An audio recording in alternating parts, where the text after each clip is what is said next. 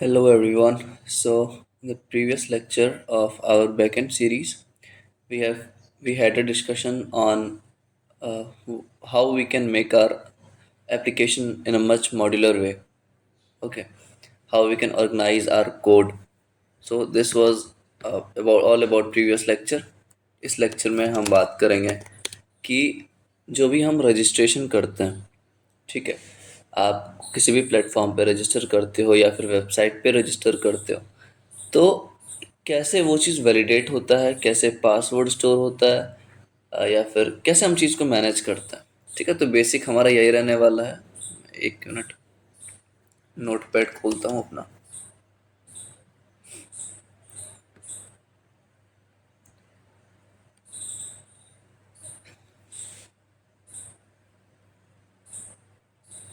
Okay, तो यहाँ हम आज क्या देखने वाले हैं? यहाँ हम देखने वाले हैं आज यूज़र रजिस्ट्रेशन का प्रोसेस। ठीक है, इसका प्रोसेस क्या होने वाला है? तो सबसे पहले मुझे क्या चाहिए?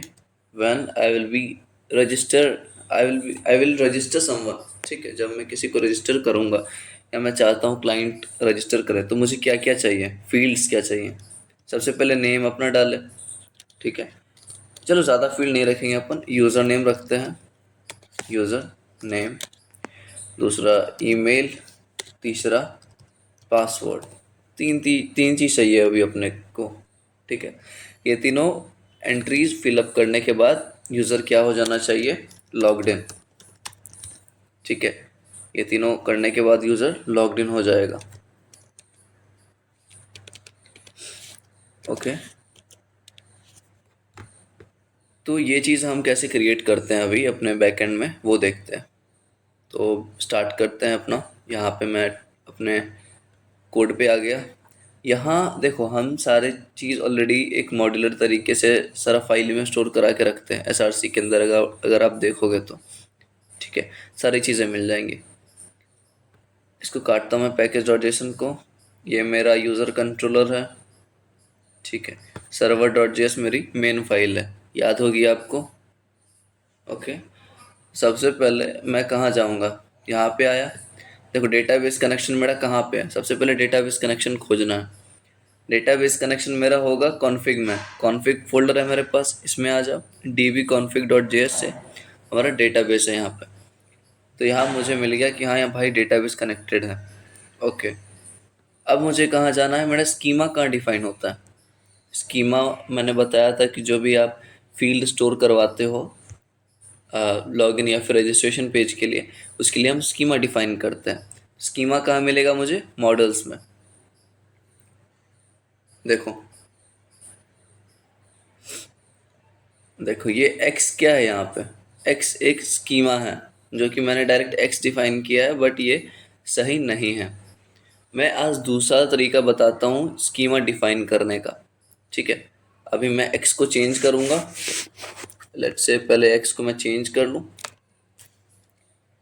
Just a second. User schema. ठीक है, इसको मैं कॉपी करूँगा, यहाँ पे x के बदले यूज़र स्कीमा लिखूँगा मैं। चलेगा, कोई दिक्कत नहीं।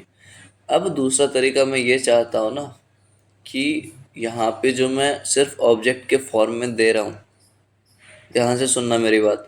यहाँ मैं क्या कर रहा हूँ? यहाँ ऑब्जेक्ट के फॉर्म में मैं डायरेक्टली इसको हार्ड कोडेड दे रहा हूँ कि नेम स्ट्रिंग में सेव करो और सरनेम भी स्ट्रिंग में सेव करो। अब मैं इसको कट करूँगा। अब मैं क्या करूँगा ना, दूसरा मेथड यूज़ करूँगा, new mongoose dot schema. mongoose dot schema ये क्या है ना, ये मैं बताता हूँ। पहले पहले सुनना। पहले मैं क्या कर रहा था? इसकी जगह पे ऑब्जेक्ट लिख रहा था। अब मैं क्या करवा रहा हूँ कि ये एक क्लास है। ध्यान से सुनना, ये क्या है? mongoose डॉट स्कीमा एक क्लास नेम है, क्लास है। और आपको पता है क्लास का ऑब्जेक्ट न्यू कीवर्ड से बनाते हैं हम। अगर आपका बेसिक थोड़ा आता होगा या याद होगा, तो ये क्लास का नेम रहा mongoose dot schema. Schema define करने के लिए ये हमें मेथड यूज़ करनी पड़ती है और उसका ऑब्जेक्ट न्यू कीवर्ड से बनता है। ठीक है, और उसी को हम स्टोर करा रहे हैं यूज़र स्कीमा में। अब जो ऑब्जेक्ट हम पहले बना रहे थे, उसको वापस बनाते हैं, क्या दिक्कत है, ऑब्जेक्ट ले लो इसके अंदर। अब यहाँ पे हम डिफाइन कर देंगे, देखो नेम और सरनेम है। अब मैं एक चीज़ और बताता हूँ, पहले अपन कैसे डिफाइन कर रहे थे, let me clear this out. ठीक है, पहले अपन डिफाइन कर रहे थे सिर्फ कि नेम क्या रहेगा, नेम क्या रहेगा और सरनेम क्या रहेगा। जैसे अपन सिर्फ लेट से टाइप, ओके इसको हटा ही दो पहले के लिए, ठीक है। नेम और सरनेम, यहाँ पे सबसे पहले आपको ये डिफाइन करना पड़ेगा कि किस टाइप का है। ओके, किस टाइप का, यहाँ करली ये हटा के भी आप कर सकते हो जैसे अपन पहले कर रहे थे, लेकिन अभी मैं थोड़ा अच्छे तरीके से सोच रहा हूँ।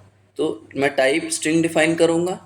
अब यहाँ पे रिक्वायर्ड ट्रू का क्या मतलब है, देखो mongoose डॉट स्कीमा एक क्लास है, ठीक है, और ये मुझे एक फंक्शनैलिटी प्रोवाइड करता है। कौन सी फंक्शनैलिटी, कि अगर आप ये रिक्वायर्ड ट्रू लिखोगे, ठीक है, तो वो ऑटोमेटिकली वैलिडेट करवाएगा। जब भी हम अपना पोस्टमैन से, अभी के लिए तो पोस्टमैन से डेटा भेजेंगे, तो अगर मेरा ये नेम का फील्ड, अगर मेरा ये नेम का फील्ड एम्प्टी रखा और मैंने नहीं डाला इन केस, तो ये मुझे एरर बाय डिफ़ॉल्ट शो कर देगा कि भाई this is a required field, you have to enter your credentials, right. तो नेम की जगह पे मैं क्या लूँगा, यहाँ पे यूज़र नेम जो कि मैंने डिफाइन किया था,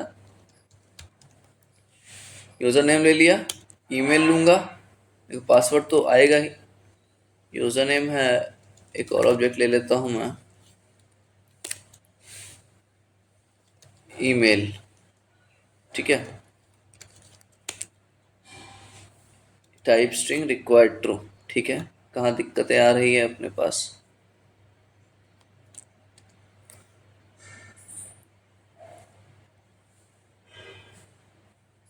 जस्ट अ सेकेंड।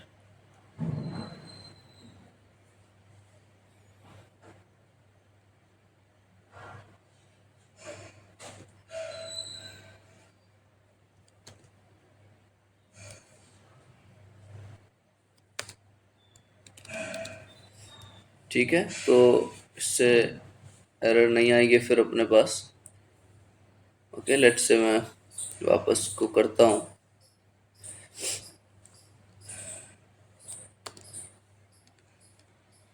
ठीक है, तो यहाँ यूज़र नेम की जगह पे मैं डालूँगा अपना ईमेल। यही था ना हमारा जो बेसिक मॉडल बना रहे थे हम, user name email and password, right. User name डाल दिया, रिक्वायर्ड ट्रू, रिक्वायर्ड ट्रू डालना ज़रूरी नहीं है वैसे, अगर आप ये नहीं डालते तो भी चल जाएगा, ठीक है। ईमेल भी अपना स्ट्रिंग फॉर्मेट में होगा, पासवर्ड भी स्ट्रिंग फॉर्मेट में होगा, इतना समझ लिया हम, ठीक है। और ये जो तरीका है ना, ये जो mongoose डॉट स्कीमा यूज़ करके मैंने बताया है, इसका ये कॉन्सेप्ट को हम एक चीज़ बोलते हैं, ठीक है। मैं बताता हूँ उस चीज़ को, means using new mongoose dot schema. ये क्या है, पहले बात तो एक क्लास है, ठीक है। इसको हम बोलते हैं वर्चुअल फील्ड। वर्चुअल फील्ड मतलब अपने हिसाब से हम कोई फील्ड डिफाइन कर रहे हैं, ठीक है। अपने हिसाब से हम कोई फील्ड डिफाइन कर रहे हैं, इसको इसीलिए इसको हम बोलते हैं वर्चुअल फील्ड। मैं इसका कॉन्सेप्ट ज़्यादा डिटेल में नहीं बताऊंगा, लेकिन अगर आपको देखना है ना, तो आप डायरेक्ट यहाँ पे जाओ। अगर आपको देखना है ये चीज़ तो मैं बताता हूँ, आप mongoose के लाइब्रेरी पे जाओ, mongoose डॉक्यूमेंटेशन, ठीक है।